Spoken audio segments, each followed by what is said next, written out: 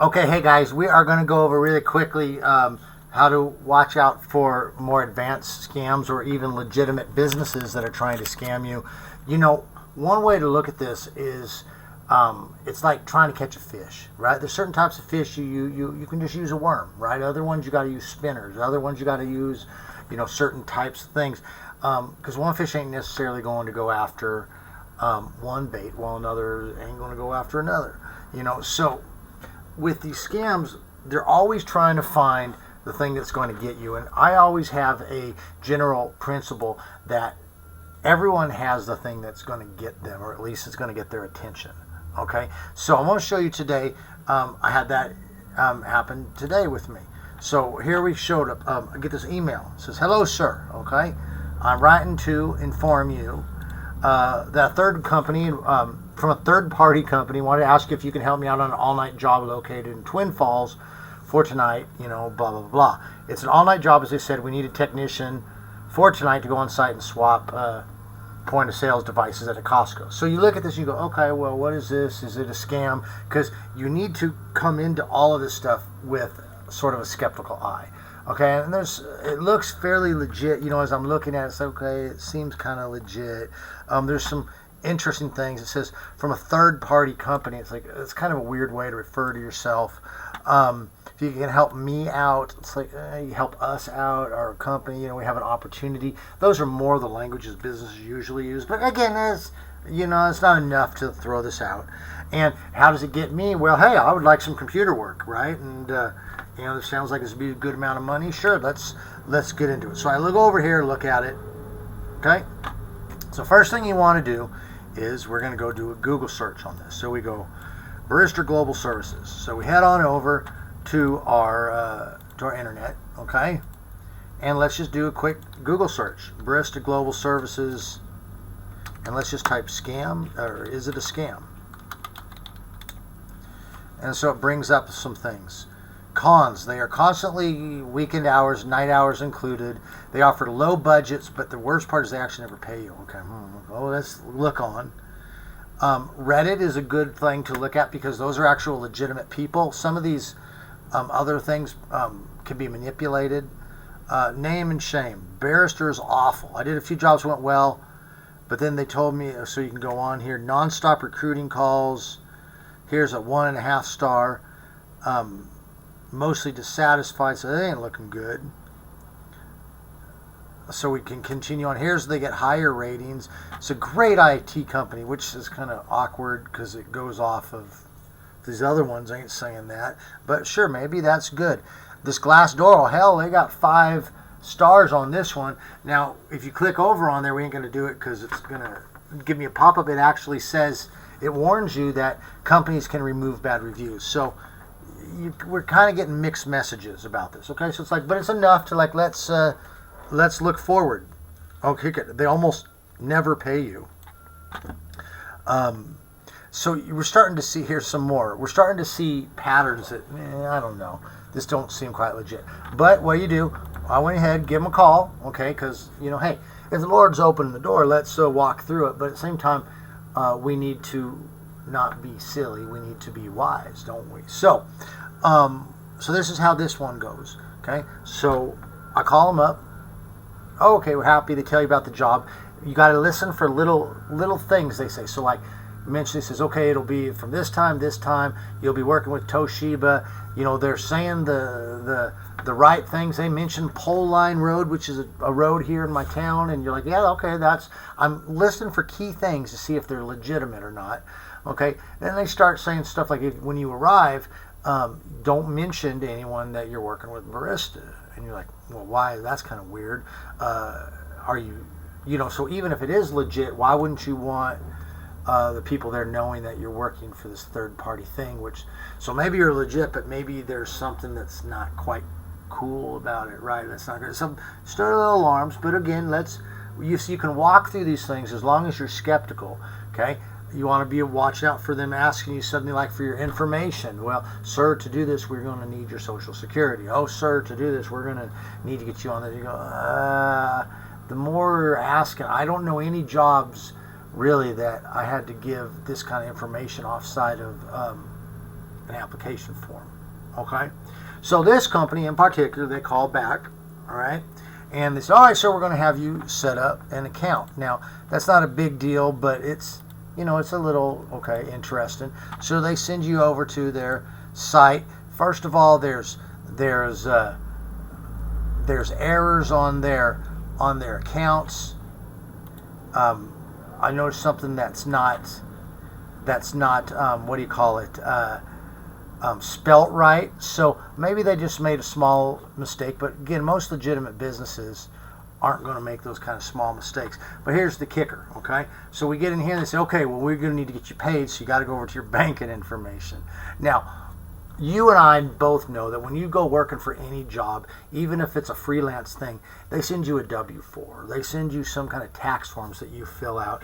And when you're talking about getting paid, you could set up a direct deposit kind of thing. Well, so now it's not going to show it because they changed this, but you're going to click over here on the Speed ACH, okay?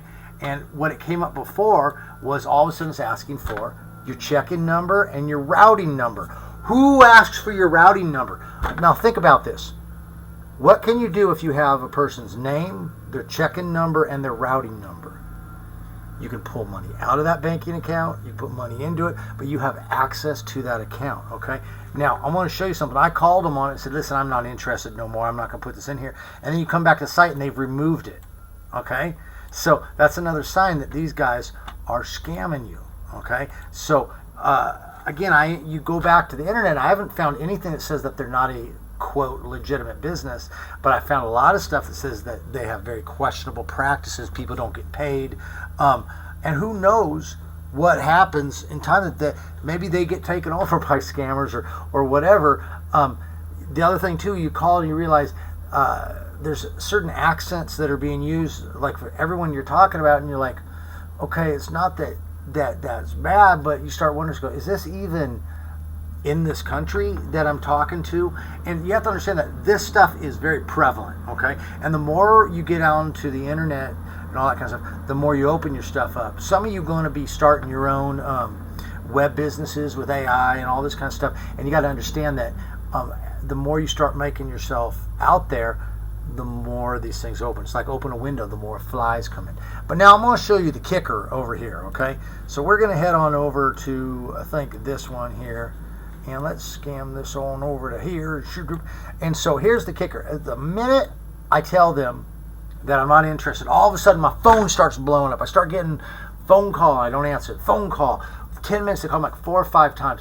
What legitimate business? You're going to go work for Weyerhaeuser. You're going to go work for Chobani, right? And you say, hey, I'm not interested. And then are they going to get on the phone and be like, sir, please do it? Of course not. They're going to be like, well, nuts to that fellow. I guess we ain't interested in him either. All of a sudden, they hitting you up big time. And then you start getting the text messages. So what do we got? The text message. Sir, this is Nick from Barrister. And I didn't even talk to a Nick before. Please call the phone number I sent you. So they sent me an email saying, hey, please call this technician that works for us. He would tell you that we are legit. And you're like, well, so you give me a number of some random person that I can call that is going to tell me you're legit. And, well, let me give you my banking number then. And then I don't respond. Sir, we only need banking information to pay you, and you can only have access to it. We can't do anything to that. Okay, I'm putting it on your website that already has errors. There's no assurances that you're handling stuff right. But you told me that you're not going to use it for bad. Oh, okay. I mean, because I know that if you were a scammer and you said that you wouldn't use my information for bad, then I could totally trust you. Okay, and again, you go back to nobody asks for this information. Okay, this is total garbage. So you check back. I'm uninterested. Please stop calling and emailing. Now watch this. They write back. That's too bad, man. Thought you would help me out. Okay, this is the kicker. This is so illegitimate right here. So we've gone from sir, to hey, that's too bad, man. Yo, I thought you was going to help me out, bro. Right? And it's like, so all of a sudden now we've gotten into manipulation, emotionally. Oh man, I thought we was buddies. We spent like a whole minute on the phone together. We connected on that random business call. How could you do this to me, man? Shucks. And it's just like, dude, that's so stupid. And then we follow up. We are not scammers. We have a huge reputation to maintain rather than do wrong to others. Oh, well, that's good to know. I'm glad. That makes me feel so much better. Let me give you my checking number and my routing number. Okay? So now you get rid of these guys, block them, whatever. It's okay to walk through these doors because this is how these guys capitalize, is they understand that there are legitimate things out there that if you treat everyone like a scammer, you will miss out on real opportunities. And they take advantage of it because they are immoral. Okay? So you have to walk through doors, but you have to do it wise, looking for the key things.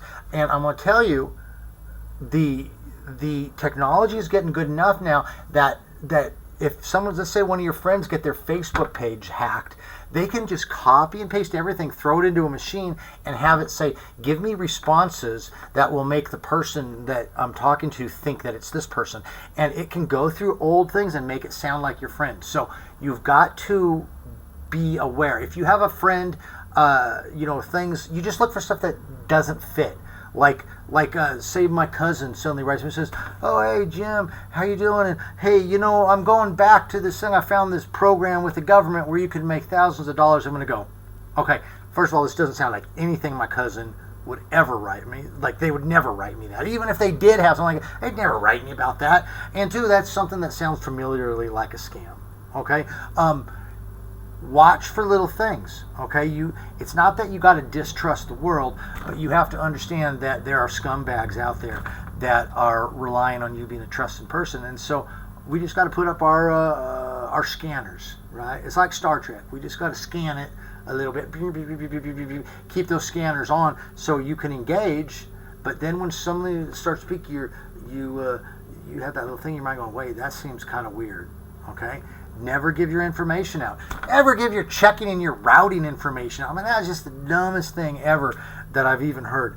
And keep in mind that these people, they understand that there are people in different stages of life, okay, that different scams are going to work with them, but maybe not with another person, okay? They go, hey, listen, I'm highly aware of this stuff. They got me on the phone, okay? So they found something, got me on the phone, okay? But I'm no dummy. I'm not going to just give them this kind of stuff. So, and when it's done, drop them. Hey, man, that's too bad. I thought you were going to help.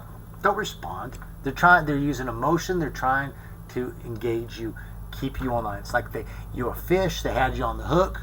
You got away, and they're like, oh, come back. Okay, so be careful. If you have questions, let me know. Happy to help you. If you get emails that you're uncertain about, send them to me. I'll help you sort it out, okay? If you do fall prey to a scam, let me know. I will help you get out of that. We'll get you all sorted out, get you safe again, okay? A lot of this stuff is just knowledge. Understand it. It's not being afraid that it's out there, but it's just understanding that it's out there, okay? And we have to be innocent as doves, but we got to be wise as serpents, okay? So, you guys stay good. We will catch you the next time.